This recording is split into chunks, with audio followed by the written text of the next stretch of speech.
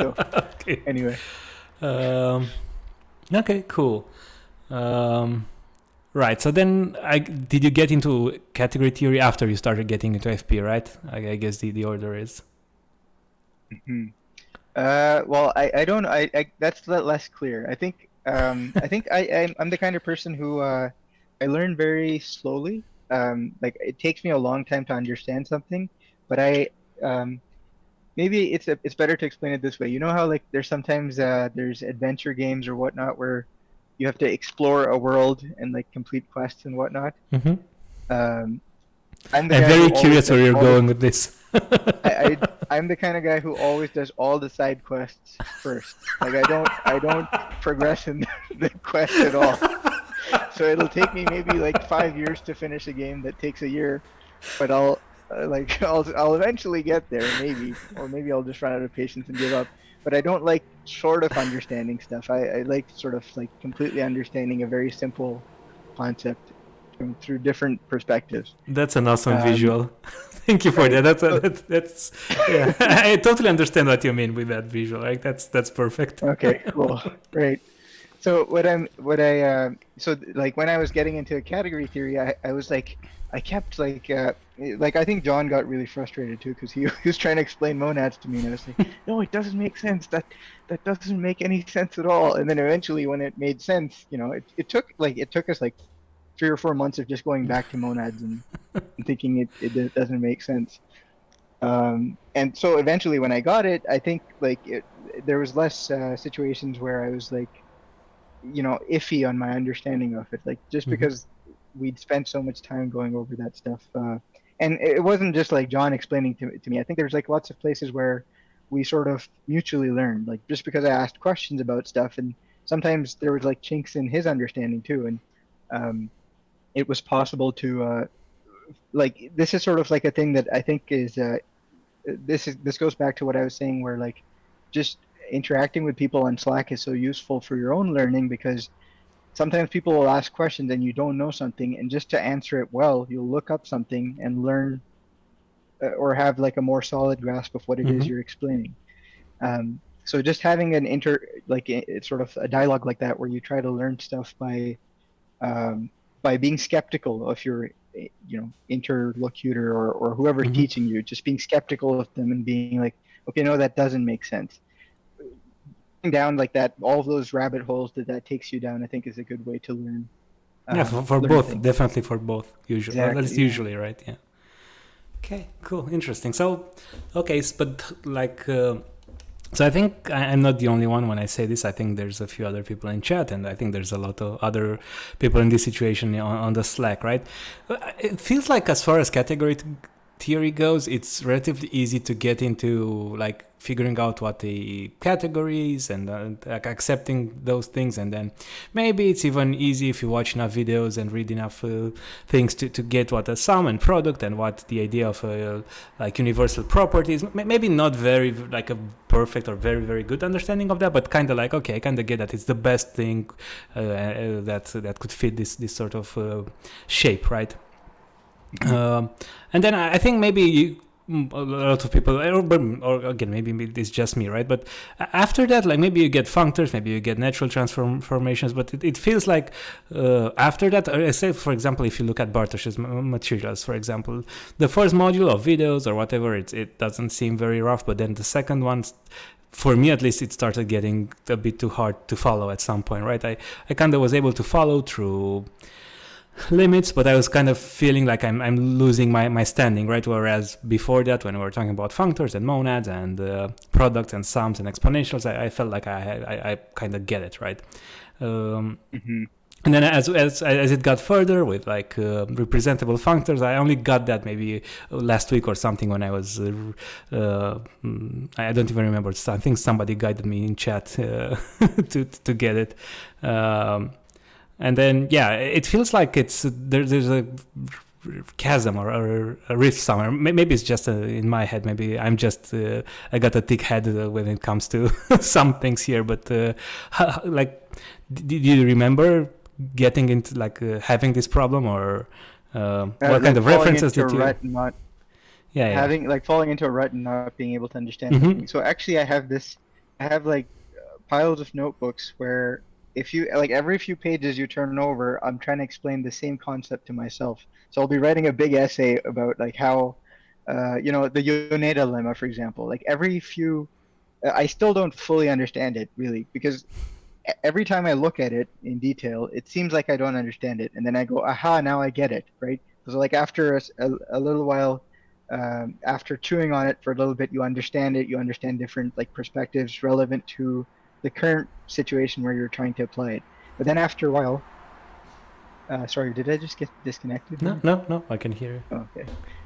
Yeah. So after a while, like you sort of forget what you were what you sort of understood about it, and then the next time you come back to it, it still feels frustrating that you don't get it, but there's a little bit less work I find in Okay. sort of picking it up again. So it does take work. Some of these concepts are just like our brains are just we're not computers, so we have to. It takes a while to understand what there's a diagram category and there's a limit.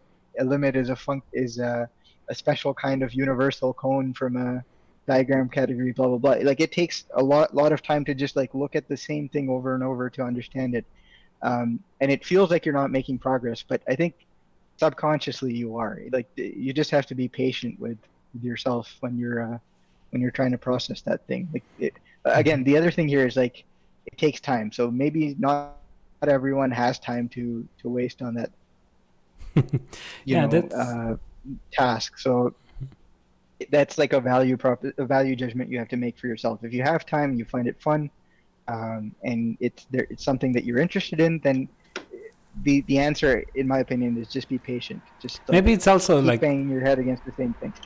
maybe also I'm getting the wrong idea from Bartos, right? Because it's kind of like one video after the other, and then you watch them one after the other, but probably need to space them out quite a bit, especially the second part, right? And Exactly. start thinking about like read Yeah, I multiple things about those concepts, try them out on paper and so on, right? Rather than just watching those videos. exactly. Yeah, I actually had that problem before. So at the very beginning, I was just trying to like zoom through the stuff, like a few different videos, and then none of it would really stick.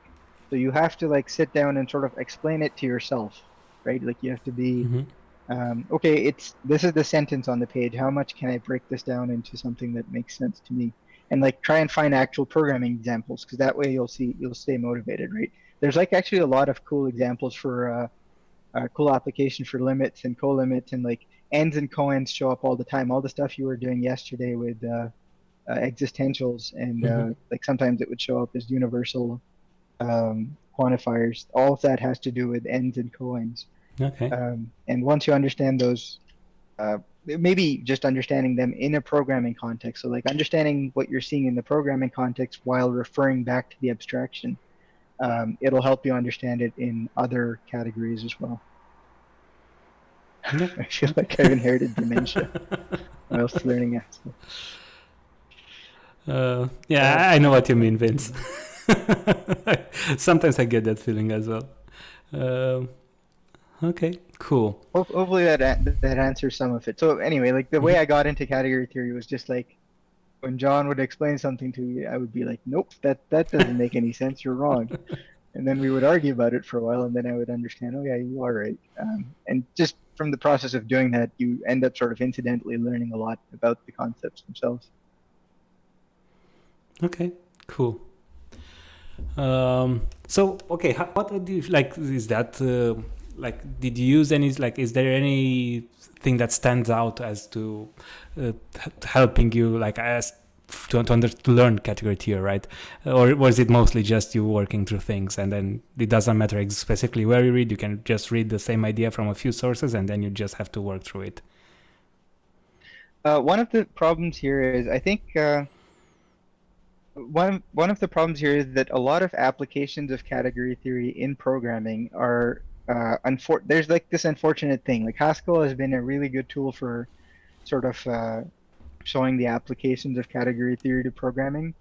But just because of how Haskell is, there's a lot of applications that it sort of obscures. Like it seems like, okay, this is what a functor is, but it's a very, very tiny picture of what a functor Hmm. actually is. And there's so many functors out there that have so much relevance to programming. there's pre-orders and there's total orders and there's lattices and there's all these different things I mean, that even just even don't show within up at even all within in. Haskell, like you can't even use the same functor for bifunctors or profunctors or contravariants Exactly. or functors that are only functor in the second argument rather in like in the first and so on, right? So there's a ton of functors that you Right. can't even express in that should be expressed, or I mean, could be expressible theoretically in a different language, but they aren't in Haskell as functors.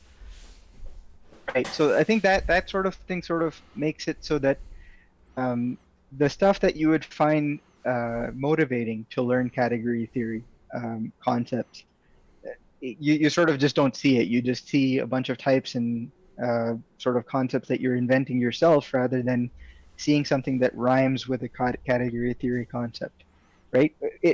Obviously the only utility to naming it functor or naming it monad is if you can ergonomically capture lots of instances of it. Like if you had the functor type class, right, and you have like 15 different functor type classes for different concepts, you're probably not going to see the connections um, between these classes in terms of natural transformations or things that operate on the functor concept. That those will be different to recognize.